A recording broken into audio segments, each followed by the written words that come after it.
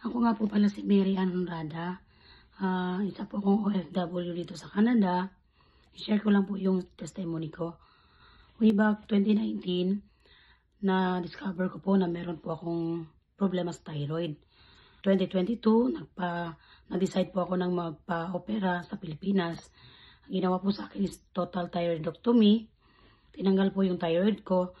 Tapos na-diagnose po yung nakuha sa thyroid is papillary thyroid carcinoma stage 2, cancer stage 2. Pumunta po ako dito sa Canada 2023. Dito na po ako nag-continue ng medication.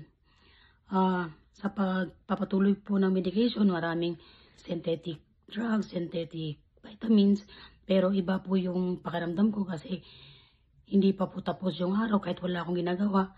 Pagod na ako. Yun yung question ko, bakit ganun? Tapos na akong maoperahan pero walang pagbabago yung pakiramdam ko. Yun, ganun pa rin. Hanggang sa na-discover ko si Amazing Pure Organic Barley sa isang social media, na-discover ko siya. And then, tinry ko ng 1 box. And then, doon ko nakakita yung effect niya.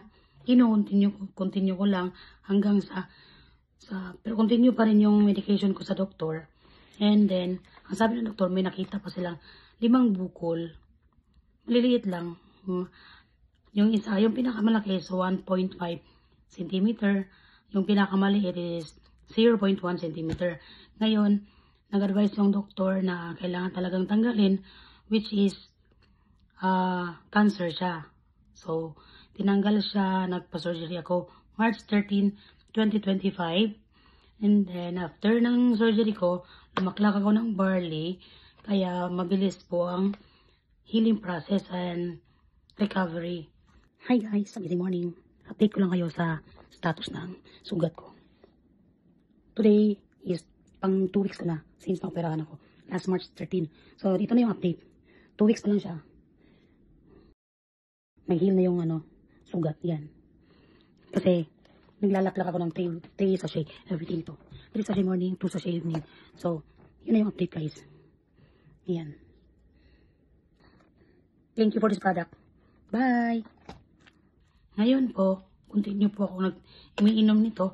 Tapos yung mga synthetic vitamins ko, nagle-lessen na. Binaba na po yung mga dosage. Pero ito po, hindi. Question ko na rin po ito sa doktor kung may complication ba. Sabi niya, no, you can take that one. Makagamit ko pa rin siya kasi wala siyang complication. Binasa po ito ng surgeon ko, which is good. And hindi siya nag-against dito. So, continue yung inom ko nito. 5 sachet per day.